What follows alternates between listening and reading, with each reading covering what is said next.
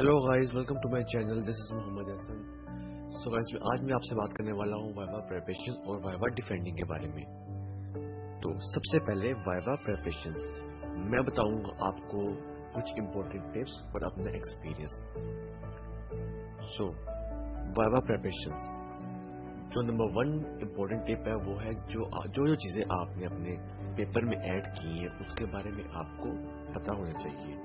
उसके बारे में आपको मालूमात होनी चाहिए कि जो आपने जो कुछ भी ऐड किया है उसका क्या रोल आपके पेपर में है, उसका क्या मीनिंग है, उसकी क्या हिस्ट्री, क्या बैकग्राउंड है, सब कुछ एवरीथिंग आपको उसके बारे में पता होना चाहिए। वो कोई लाइन है, वो कोई वर्ड है, कहाँ से लिए, क्या मतलब है, वो सब आपको पता होना चाहिए। ठीक है। नंबर 2 कि आपने जो चीज जहां से भी ली है उसका रेफरेंस वो तो आप देंगे, एंड पर लाजमी देंगे, लेकिन आपको ये भी पता होना चाहिए कि ये जो चीज में लिखी है इसका वाकई में रेफरेंस दिया हुआ है ना मैंने।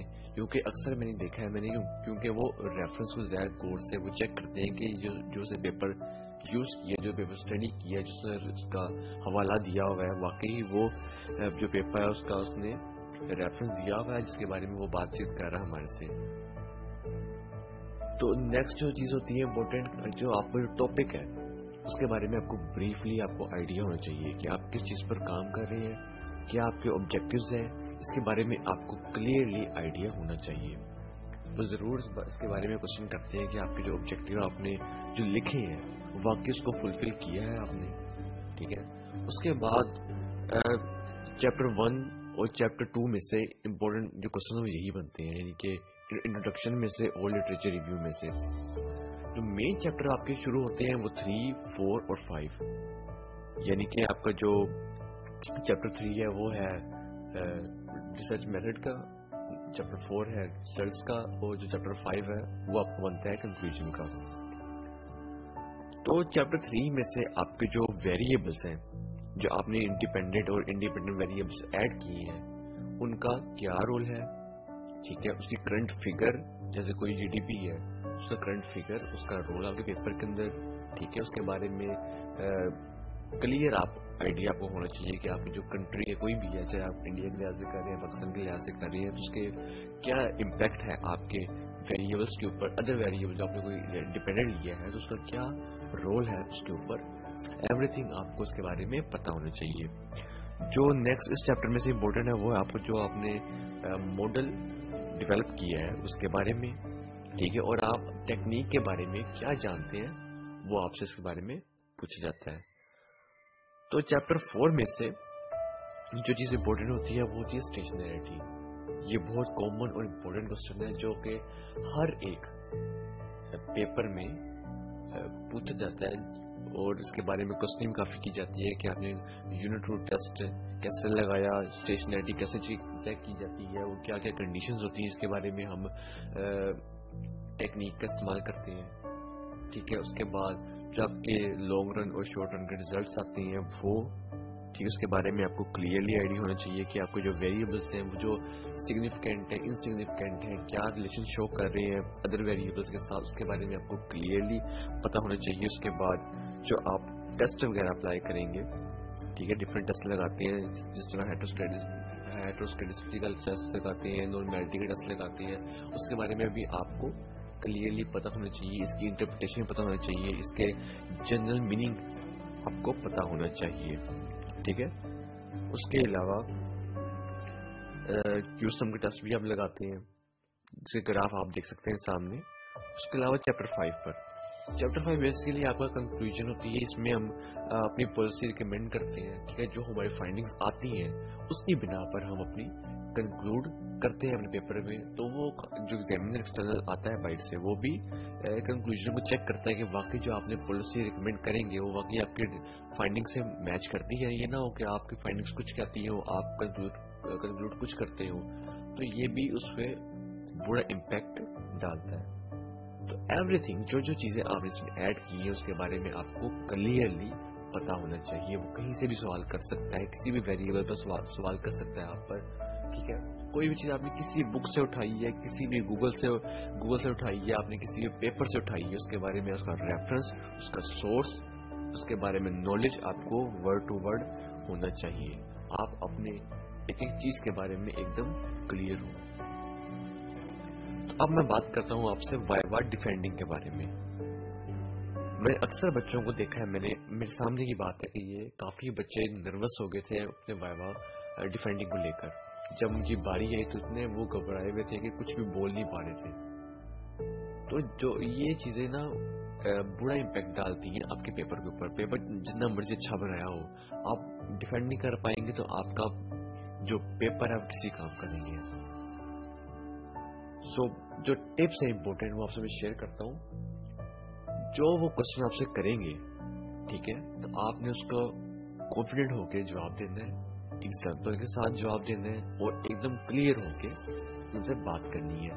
جو وہ کوشچن کریں گے آپ نے اس کا آنسر اچھے طریقے سے دینا ہے. ایگزامپل لگا لیں آپ, کوئی کرنٹ فگر ڈال کر, ٹھیک ہے, کوئی بھی آپ ہسٹری اگر آپ نے پڑھی ہے اس ویریبل کے بارے میں, اس چیز کے بارے میں, تو آپ وہ بھی ایڈ کر کے بتا سکتے ہیں.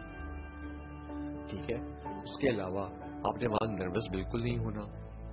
ٹھیک ہے, جو پوچھے صحیح سے جواب دینا ہے, پراپر جواب دینا ہے. ٹھیک ہے, اور ہر کوشچن کا پراپر جواب دینا ہے, اور کوئی کوشچن مس نہیں کرنا. کوئی کوشچن کا جواب ایسا نہ ہو کہ آپ بلینک دیں. ٹھیک ہے, کوئی بھی وہ کوشچن پوچھے آپ نے ضرور بولنا, چاہے وہ آپ کو اس میں کنفیوز ہو, لیکن آپ نے جواب دینے کی پوری کوشش کرنی ہے. کیونکہ اس طرح وہ آپ کو پریشرائز کرتے ہیں, وہ آپ کو اس طرح سے کوشچن پوچھتے ہیں بیچ میں سے کہ آپ واقعی آپ مینٹلی طور پر کنفیوز ہو جاتے ہیں. میں نے خود دیکھا ہے بچوں کو کنفیوز ہوتے ہوئے. میں خود بھی کنفیوز ہوتا بچا ہوں میں, لیکن اللہ کا شکر ہے میں کنفیوز نہیں ہوا. میں نے جو انہوں نے مجھ سے کوشچن پوچھے اس کا میں نے صحیح جواب دیا. ہاں, ایک دو جگہ پہ میں تھوڑا سا کنفیوز ہوا تھا کہ میرے کوشچن صحیح ہے, جو آنسر میں دے رہا ہوں واقعی وہ کریکٹ ہے کہ نہیں, لیکن میں چپ نہیں رہا, بولا ضرور, اور اپنے وائبا کو ڈیفینڈ کیا صحیح طرح میں نے. تو یہی ٹپس ہوتی ہیں امپورٹنٹ جا کے, کہ آپ نے وہاں جا کر آپ نے بالکل کانفیڈنٹ ہو کے بات کرنی ہے. کوئی گھبرانے کی بس میں بات نہیں ہوتی. ٹھیک ہے, آپ ایزیلی آپ اپنے وائبا کو ڈیفینڈ کریں, کیونکہ وہاں پہ آپ ہوں گے, ایکسٹرنل ہوگا, اور آپ کے سپروائزر ہوں گے. ٹھیک ہے, تو جو آپ کو نالج ہے آپ نے وہ سب شیئر کرنی ہے. وہ تبھی آپ شیئر کر پائیں گے جب آپ ایزیلی آپ نے ہر چیز کو پڑھا ہوگا, تبھی آپ ایزیلی اس کو جواب دے پائیں گے. تو ایوری تھنگ جو چیزیں آپ نے اس میں ایڈ کی ہیں اس کے بارے میں آپ کو پتا ہونا چاہیے. ہاں, جو امپورٹنٹ کوشچن جو میں بتاتا ہوں جو مجھ سے پوچھے گئے تھے کہ آپ اپنے ٹاپک کے بارے میں کیا جانتے ہیں, اس کو بریفلی ڈیفائن کریں. پہلا سوال مجھ سے یہ پوچھا گیا. اس کے بعد جو دوسرا سوال مجھ سے پوچھا گیا تھا, آپ کو جو ویریبل ہے میرا تھا, بیسیکلی ٹاپک تھا investigate the dynamic impact of macro economic variables on inflation. جس میں میں نے 4 انڈیپینڈنٹ ویریبل ایڈ کیے تھے, اور ایک جو میرا ڈیپینڈنٹ ویریبل ہے وہ انفلیشن ہے. ٹھیک ہے, جو میں نے 4 میں نے کیے تھے وہ تھے G D P, money supply, F D I, اور ایکسچینج ریٹ. تو منی سپلائی پر میرے سے کوشچن کی گئی تھی. ٹھیک ہے, اس کے بارے میں جو نیکسٹ کوشچن کیا گیا تھا میرے اسٹیشنریٹی پہ. ٹھیک ہے, اس کے بعد میرے لانگ رن کے ریزلٹس تھے. تو اس کے بعد تھوڑا مجھے کنفیوژن کیا تھا ریزلٹس میں اور ٹیسٹ میں کہ یہ ملٹیکولرٹی کے بارے میں مجھ سے پوچھا کیا ہوتا ہے, ہیٹرو کے بارے میں پوچھا میرے سے. ٹھیک ہے, اس کے بعد ڈفرنٹ 2-3 سوال مجھ سے پوچھے اور کنسپٹ وائز, اور مجھے کہا ٹھیک ہے آپ جا سکتے ہیں. تو اسی ڈسکشن میں مجھے 15 سے 20 منٹ لگ گئے تھے. سو گائز, آپ نے اس پہ گھبرانا نہیں ہے. وائوا ڈیفینڈنگ کے وقت آپ نے چپ نہیں بیٹھنا, گھبرانا نہیں ہے, نروس نہیں ہونا. سمپل وہاں جا کے آپ نے آرام سے کوشچنس کے آنسر دینے ہیں. وہ جو پوچھے اور بریفلی ڈیفائن کر کے ان سے بات چیت کرنی ہے. سو گائز, یہ تھا آج کا ویڈیو. ہوپ سو گائز آپ کو نیکسٹ وائوا جب بھی آپ دیں گے اس میں آپ کے لیے ہیلپ فل رہے گی. So keep like, share and comment on my video. So thank you so much.